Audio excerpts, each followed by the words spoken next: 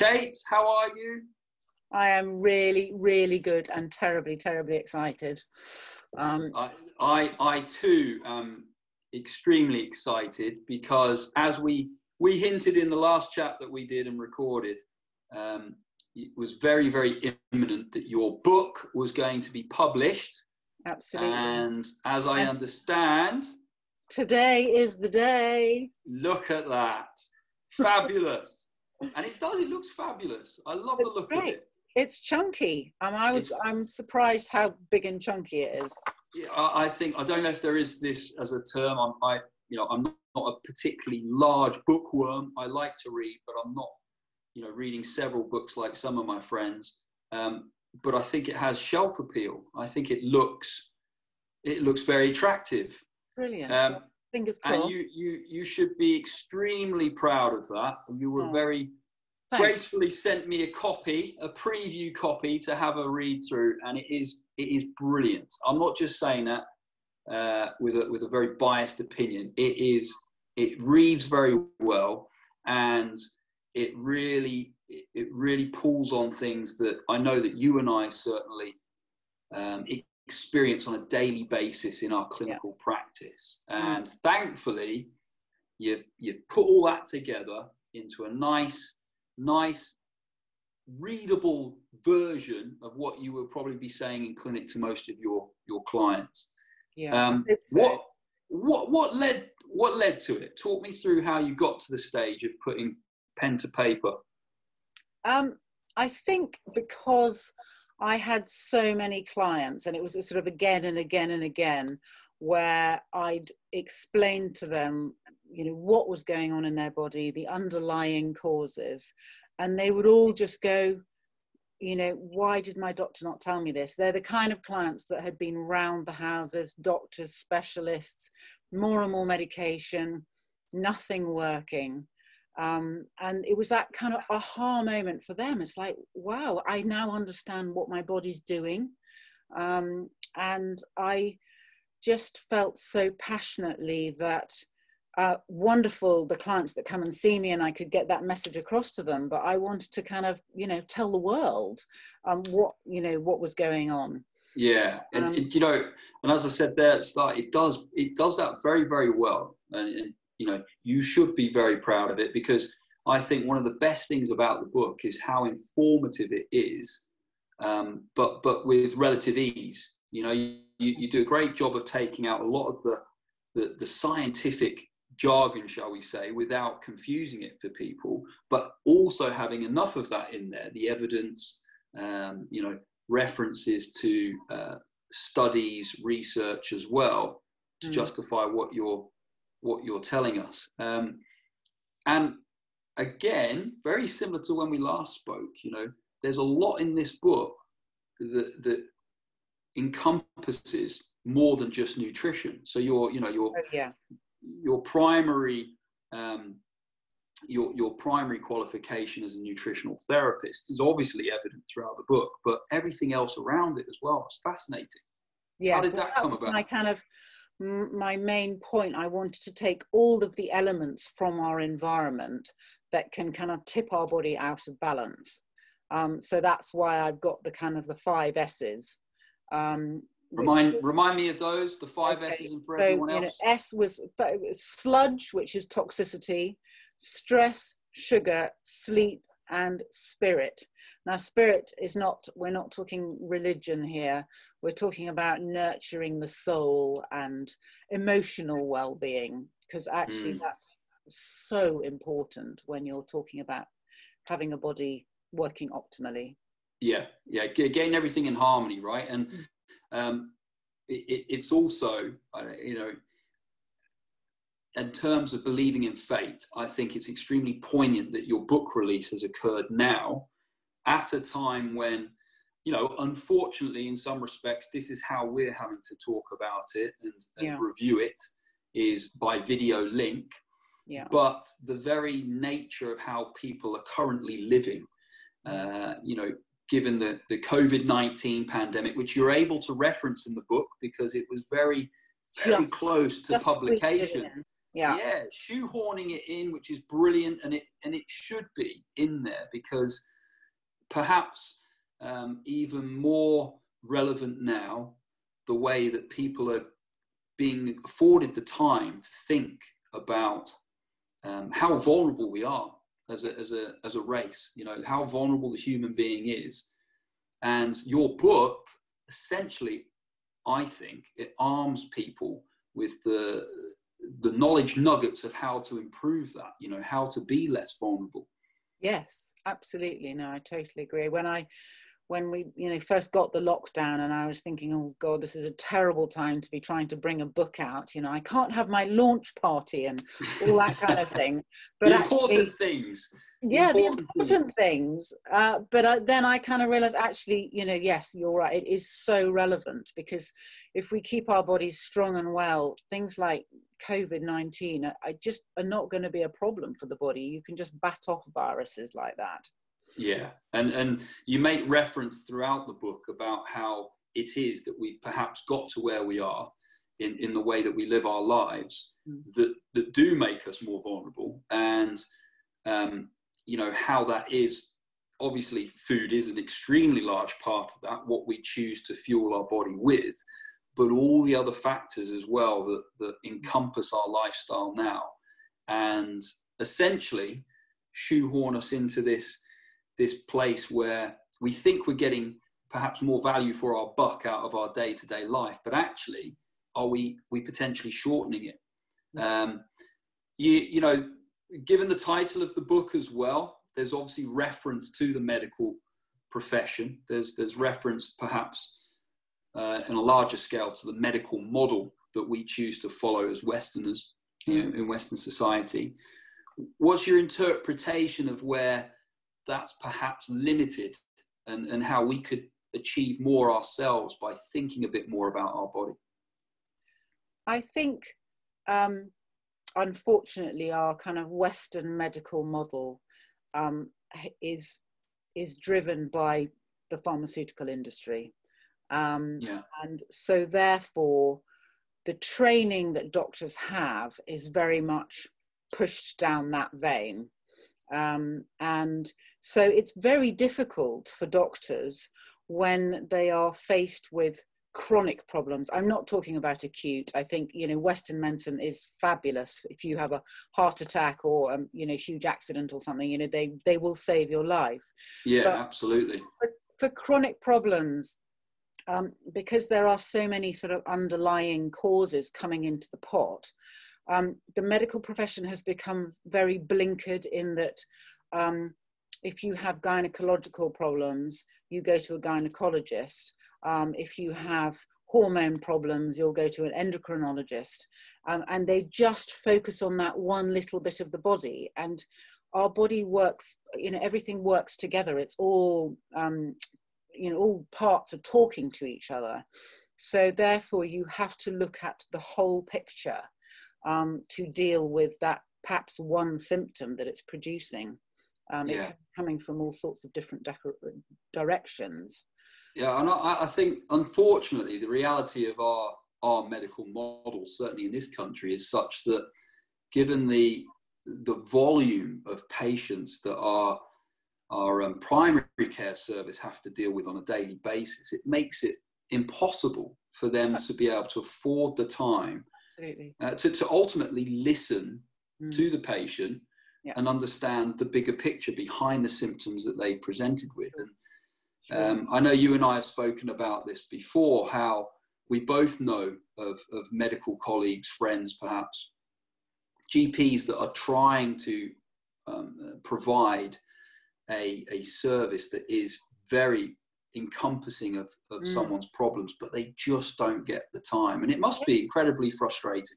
Yeah, hugely. I mean, you know, 10-minute consultation with somebody, it's crazy. You need to be able to sit down with that person and go, tell me what's going on in your life. Because all of those factors are going to be affecting this symptom that we're talking about. And I feel very blessed because I have the luxury of an hour and a half with a client, where we can really start digging around and uncovering all sorts of things to work out which bits of the body are out of balance and how we can bring them back into line. Yeah, you know, I completely agree. It's crucial that you afford time in your own practice to give that to your clients to hear the whole story. Yeah. And that's why as well, you know, when we reference the content of your book, yes, the everyday person coming in to see you in clinic, or even coming to see me in the physio practice, would get a great deal of knowledge from reading your text. But I also think that it would be a great reference book for a medical practitioner to look through, you know, to, you know, even give them the title. I mean, that would be amazing. If we could get this into the medical model. I mean, I do reference one doctor that I did talk to about it, you know, and I said, why is it that we can't, you know, the conventional medical world and the likes of the nutritional therapists, etc., and lots of other alternative therapies, we can't all work together? And bless him, he said it's a mixture of ignorance and fear on our behalf. And I was like, wow, that's quite telling. And I just, it must be so frustrating for them. I mean, I remember I trained with a GP doing my nutrition all those many years ago, and you know, she would refer to her heart sink patients, you know, the patients that you just can't get anywhere with, and she went, that's why I'm here, this is why I've come to learn about nutrition, because I really want to be able to help those patients, and I can't do it with the drugs in my toolbox that I've got. I mean, it's always been fairly clear to me that we should be absolutely way more conscious than we perhaps are, but we should be very, very conscious of what we're fueling our body with, ultimately. I mean, you know, you put it into context of something else, the fuel that you put in your car, you know, you got a choice perhaps of 2, maybe 3 different fuels, but you know, if you put the wrong fuel in, the car's not going to run properly. And, you know, keeping things as simple as that, of course, how we fuel our body on a daily basis is going to influence how the rest of it functions. And you know, throughout the book, some great chapters there.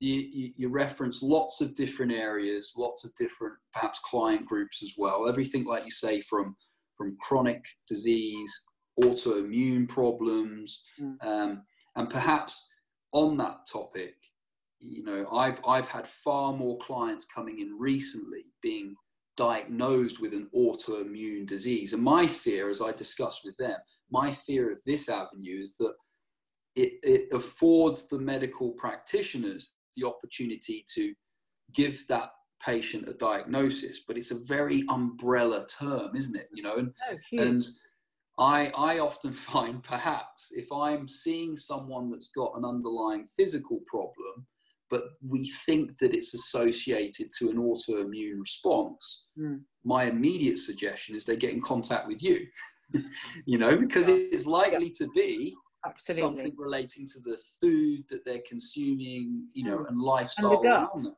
You know, it all stems from the gut, autoimmunity. And it, you know, your autoimmune symptom can be expressing anywhere in the body. But actually, at the end of the day, the underlying mechanisms of autoimmunity are the same for every autoimmune disease. And you've got to start with the gut. That's where most of your immune system's based. What if we can have some small little nuggets of tips of what people could consider when they're looking at maintaining a healthier gut, for example, what would be your little tips on that? The primary goal is to look after your gut bacteria, and we, you know, most of us know about sort of good and bad bacteria, and we have a mixture in our gut. We have a huge, it's a tube that's teeming with life. And we want the good bacteria to be in control because they do a huge amount of beneficial things in the body. They, you know, create vitamins. They help to train up the immune system to show tolerance. They help us to digest our food. They help with detoxing. So we want those good guys to be in control. But one of the main things is that they also help to keep the gut wall strong. Right. And, you know, if the gut wall becomes leaky, you then get food proteins leaking into the bloodstream. And of course, that sets the immune system off because they shouldn't be there. And that could be the beginnings of autoimmunity. So looking after our gut bacteria, so feeding our gut bacteria. Now, you know, good gut bacteria likes to eat foods, they're called prebiotics. They're things like leeks, onions, garlic, sweet potatoes, asparagus, chicory. Whereas the bad bacteria, they like to eat sugar and refined carbohydrates. So they're very different animals. And of course, bad bacteria, when they feed, because they are feeding on high sugar foods, they ferment it and they create gas and bloating. So that's very often one of the symptoms that people will get when they have digestive issues is bloating, because those bad bacteria are having a party, feeding on, you know, the sugar and the refined carbohydrates and creating gas and bloating. Wow. That's a really clear way, I think, a very clear message of helping people perhaps not self-diagnose, but certainly become aware of the symptoms that they're following the wrong route, you know, in the diet that they've chosen. So the bloating that onsets after feeding the bad bacteria, allowing them to have a lot of fun as opposed to the good bacteria. And you mentioned there about the potential this leads on to leaky gut, so that the gut lining becoming more permeable, so things can transfer out of where it needs to ideally be contained into the larger content area of the abdominal cavity, presumably, and leading on to causing more and more problems. So it's perhaps as well worth noting that, yes, you reference foods like you just did there about the ones that are good for feeding the good bacteria, but the gut bacteria is extremely dependent on our lifestyle choices as well. And you make reference to this in the book as well. So tell us a little bit more about the other things that not only help the gut bacteria, but help us holistically. Well, again, so from a gut bacteria point of view, you know, obviously feeding them the right things. But, you know, looking at our exposure to stress, that has a profound effect on the body. And that's probably the thing that, which the biggest chapter in the book. But it's the thing that I probably spend the most time with clients, is unraveling that stress response. Because when our body goes into fight flight,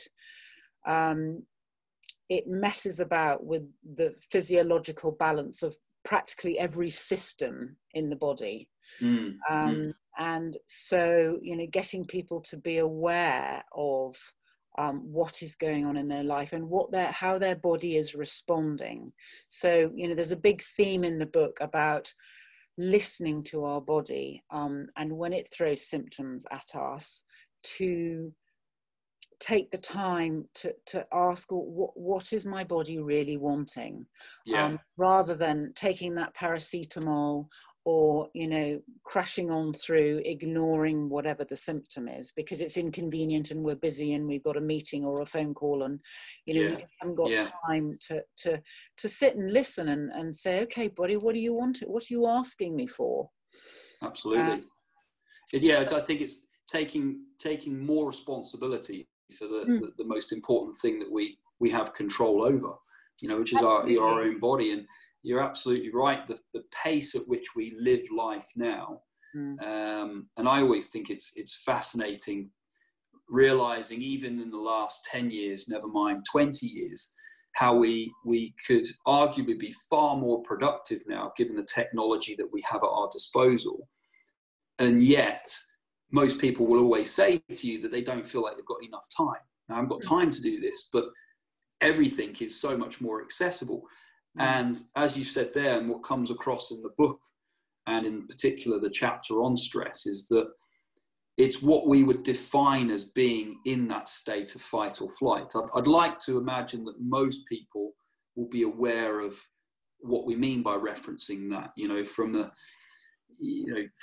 times of chasing our food to actually being chased by something that could actually kill us. We are now in a position where the slightest thing can trigger the fight or flight response. And that's what was very welcoming to read in your book, is that you're pointing out to people it's gone far beyond the ideas of being chased by lions. We are now looking at the potential that reading an email that we don't like triggers the fight or flight response. And I think, you know, the more we kind of expose our body to stress, because our bodies are phenomenal machines and they are trying to be as efficient as possible. So if we find that we are triggering our fight flight quite a lot, that's what the body's stress response becomes much more highly tuned, because it's going, right, okay, so generally the environment's quite dangerous. So we need to then ramp up that response so it's super quick and really efficient. So therefore, that's exactly as you say, when you find that you're reading an email and you're getting heart palpitations, you know, because your body thinks you're in a life-threatening situation, and you're really not. Having that body awareness to go, hang on a minute, what's going on here? And just slow it down and go, this is not life-threatening, and, you know, do breathing techniques or whatever it is to help reassure your body that actually it's safe. And you cover this as well, you know, you give some indications on practices, methods, exercises, ways that we can help reduce that, you know, down regulate, come away from that fight or flight response. And ultimately it's pointing out to people that they're not to feel guilty about needing that me time. You know, it's incredibly important, because in the long run, you know, when you look long term with dealing with this, the sooner they make the time to help themselves, the better they will be in the long run anyway.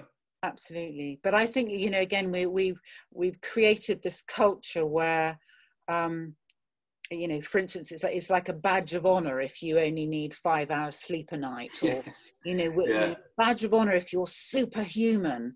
And actually, you know, nobody is superhuman, and you can be superhuman for a bit, but eventually your body's going to go, I can't do this anymore, you know, and I'm going to start throwing symptoms at you to say, hang on a minute, you know, we've got to slow down here. I need my environment to change.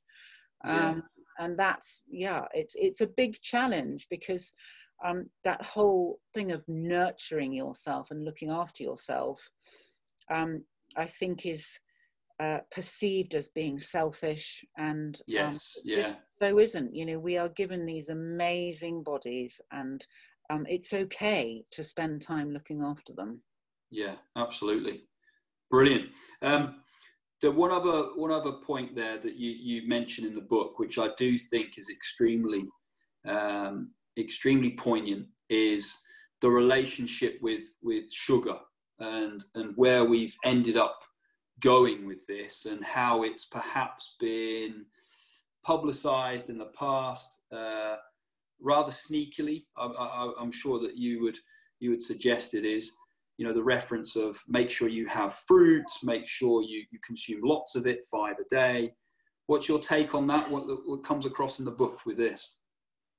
I think sugar is such a tricky one. I mean, it's, you know, it's been proven to be as addictive as cocaine. So you're starting from that premise. And also, you know, that there's a lot about evolution in the body, and that, you know, our body really hasn't evolved much since when we were living in caves. And in those days, there was no refined sugar. You know, you might be lucky enough to bump into a beehive, but that would have been your only bit of refined sugar.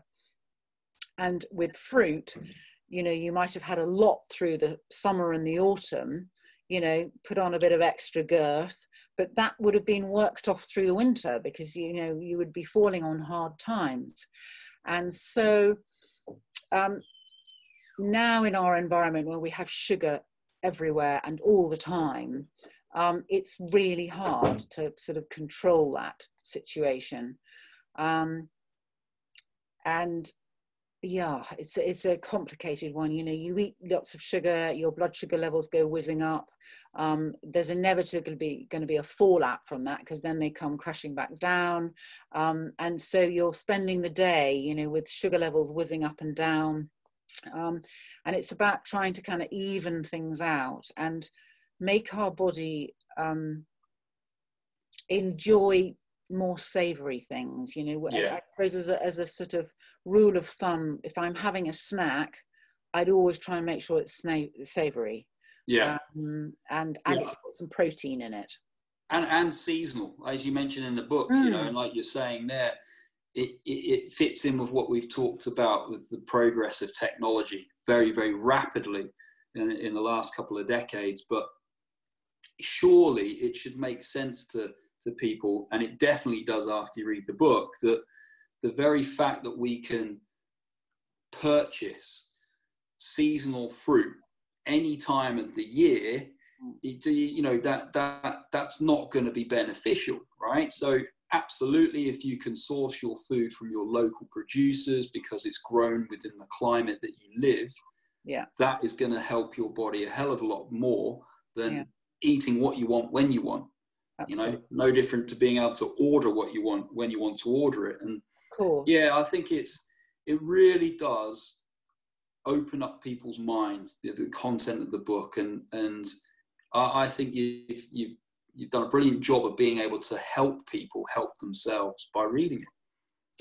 Fingers crossed. I think I suppose, you know, when I explain to clients, it's such a joy for me to see that, you know, they're joining up all the dots and they understand what's going on. And I was just like, that's what I want when people read the book. They're like, oh, now I understand what's going on and I know how I can help myself. It's all about empowering people to do it themselves, because we absolutely.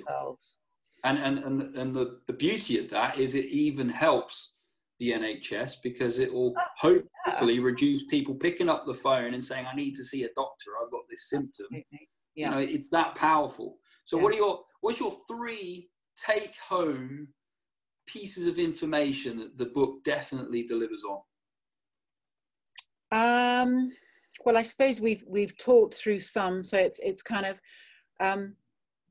giving your body a bit of space each day and and having time to listen to, if it starts to throw something at you, go, okay, body, what are you trying to tell me? You know, what change in my environment? Do I need to, you know, eat less sugar, or do I need to get more sleep, or, you know, whatever it is? Do more exercise, Absolutely.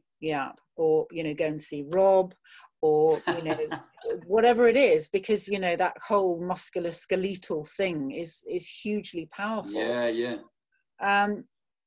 So yes, a bit of space in your life to, you know, to just check in with your body and make sure that everything is balanced.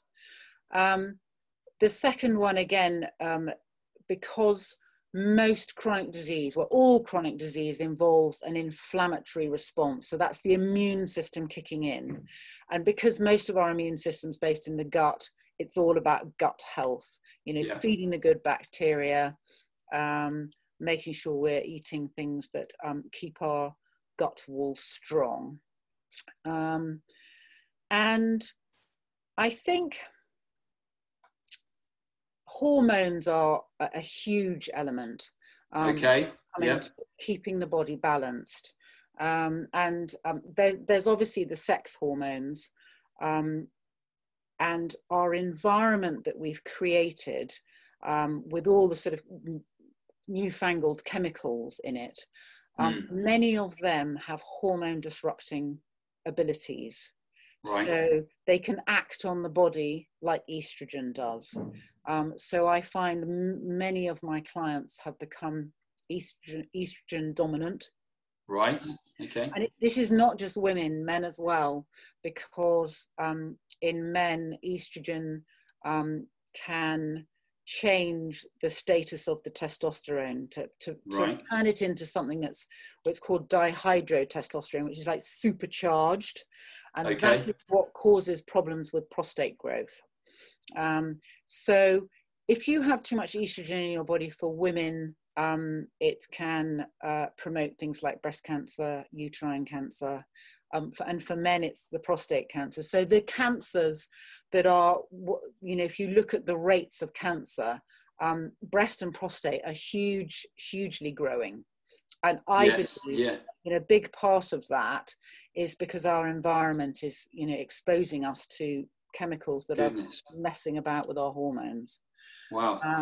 So the clinical population out there, people that are unfortunately maybe faced with the diagnosis of breast cancer, prostate cancer, there is, perhaps without giving too much away, we want people to go and get this book, right, and read up on it. But there's some really interesting points that you cover on that topic. Yes. Brilliant, absolutely brilliant. So don't feel guilty for taking some me time to listen to your body, take a step back.